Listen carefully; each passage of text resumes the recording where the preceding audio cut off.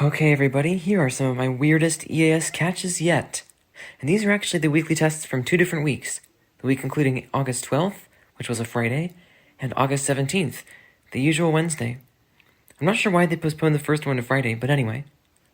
Basically, 2 of the 4 stations I was monitoring, and I actually wasn't home for this, so this is all thanks to my automated recorder, did their regular weeklies right on time, but then the other 2 didn't. It took them another 8 minutes to relay them. But that's when it really got unusual.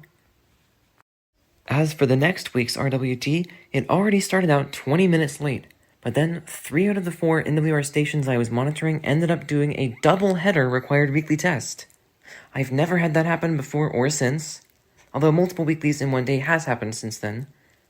I know these aren't totally unheard of, but multi-header RWTs really aren't something you hear every day, or even every year in my case. Alright, that's it for the extra info section. I have no idea what went wrong with that relay, because as soon as the radio sirens stopped, the stations were just reading their current conditions reports. I've never heard anything like that here before or since.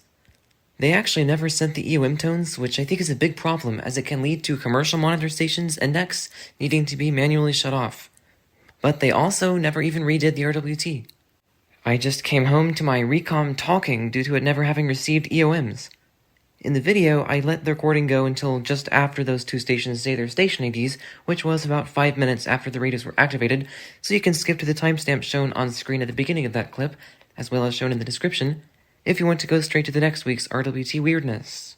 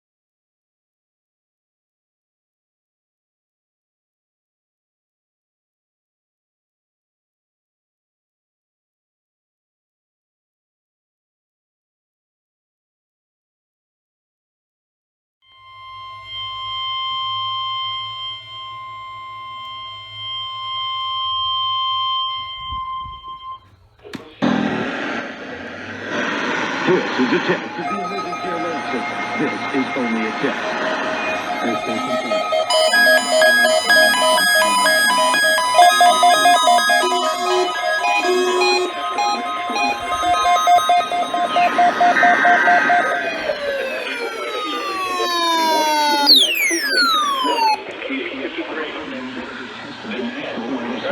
Emergency warning system from Atlanta.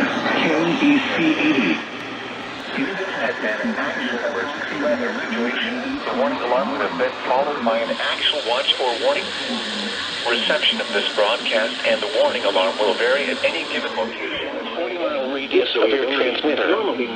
This area includes the following counties in the Atlanta even if you are using a quality receiver in perfect working order. Distances from the transmitter will occur even if you are using a quality receiver and will normally be activated for warnings and selected watches within a 40-mile radius of your transmitter. This area includes the following counties in the Athens listening area: Banks, Durham, Clark, Dawson, Forsyth, Franklin, Gwinnett, Habersham, Hall, Hart, Jackson, Lupkin, Madison, Oconee, Pickens.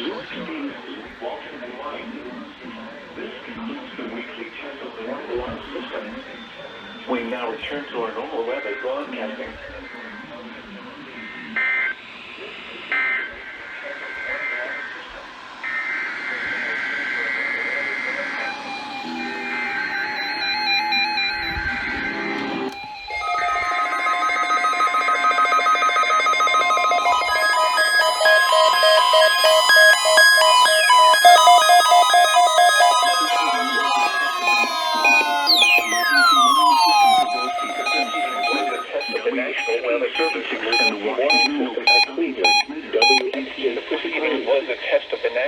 This test is conducted at approximately 11:30 each Wednesday morning, weather permitting. KXI 75. This test is conducted actual watch or warning. Reception of this broadcast and the warning alarm will vary at any given actual emergency weather situation. The warning alarm would have been followed by an actual watch or warning. Will occur even if you are using a quality receiver in perfect working order. To provide the most consistent warning service possible, the warning alarm will normally be activated for warnings and selected watches within a 40-mile radius of your transmitter. This area includes the following counties in the Cleveland listening area: Banks, Durham, Cherokee, Clark, Dawson, Forsyth, Franklin, Gwinnett, Habersham, Hall, Hart, Jackson, Madison, Oconee. This concludes the weekly test of the warning alarm system. We now return to our normal weather broadcasting.